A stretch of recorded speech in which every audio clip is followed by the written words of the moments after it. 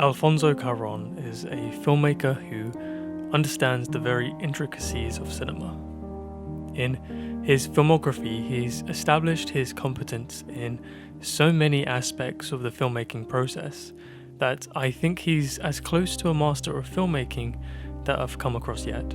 His understanding of the filmmaking process in every regard, whether that be from the complete beginning with the writing of the film, all the way through the pre- and post-production, acting as producer, director, cinematographer, and editor, by having a clear understanding and vision of the process that needs to be undertaken for a pleasing image and a gripping story, he's able to produce amazing results with one mind. His process is most apparent in his latest film, Roma. The slow-paced editing that's encouraged by the long takes within the film really grip the audience by providing details that can be pieced together to understand the story. Coupled with wider angles and simple pans, really allow the flow of the film to stay consistent.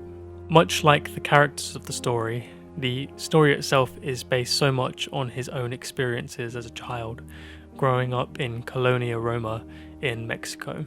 So the story is very personal to him, which makes adding detail to the strong narrative he builds through playing out real stories all that more effective. Mr. Caurons is, in my opinion, a very good example of an argument that filmmakers and critics have had for a long time. This is the argument of Auteur theory. This theory was a product of the French New Wave and was coined by filmmakers such as Francois Truffaut in his 1954 essay, A Certain Tendency in French Cinema. In this essay, he highlighted his dismay for unadventurous filmmakers who simply made films based on already adapted screenplays and lazily acted as a stager, one who doesn't have any input on cinema and simply puts performers and pictures onto an already completed script. Auteur theory states that the director can be the author of the film, much like a writer is an author of a novel. An auteur is established through their body of work, and where aspects of signature and style can be seen is how you identify an auteur. Truffaut coined the phrase, the policy of the authors, as a way of describing this. The main criticism that auteur theory faces is the fact that a film is made up of so many different and creative individuals that act as members of the crew. The set designer, cinematographer, location scout, etc. can all be credited with individual creative minds that work on the film.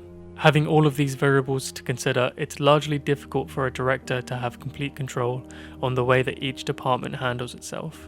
It's also questioned why the scriptwriter or editor may not be seen as an auteur, since their style, creativity, and impact on the final film can be seen as greater than that of the directors.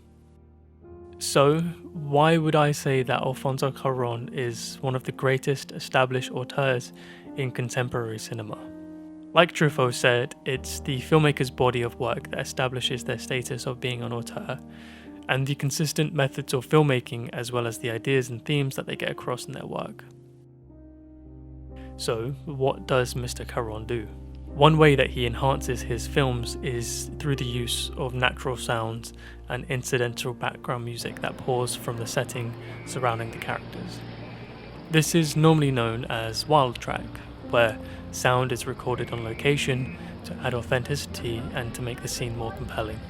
Mr. Caurón, however, will build an entire true-to-life set to reminisce upon the different sounds heard from his childhood in 1970s Mexico for his latest film, Roma. Radios, record players, and off-key band players really immerse you into the film.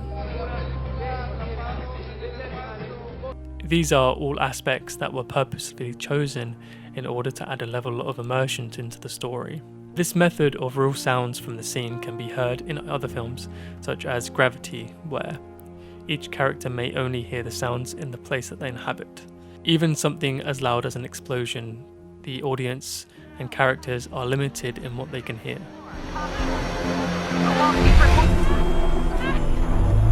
Explorer's been hit.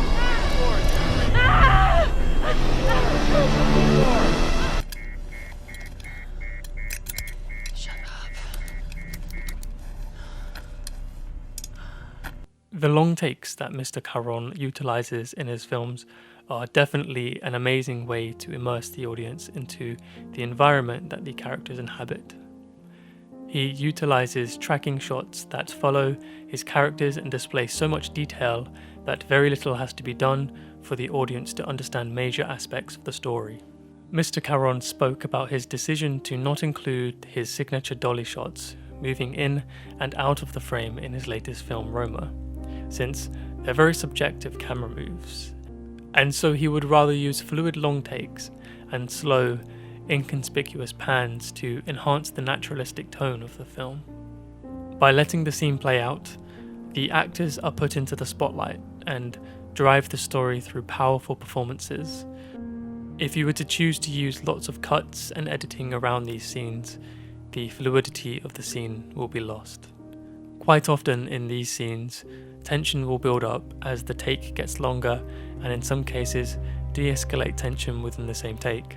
Following a single subject in these long takes follows the theme of solitude in his films.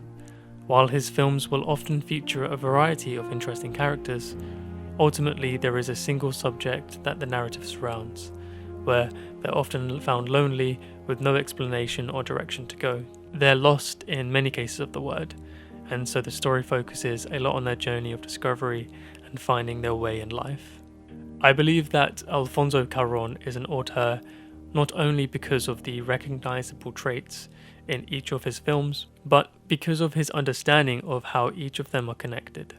The filmmaking process relies on so many individuals sincerely for their creative and knowledgeable inputs on the film, but Mr. Caron's autocratic take on the filmmaking process allows for a single mind to tell one coherent story, and to do it as effectively as he's proved to have done so many times, with him undertaking so many roles within the production of a film, is astonishing.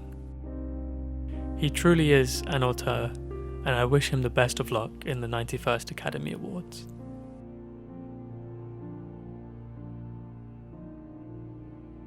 Thanks everyone for watching.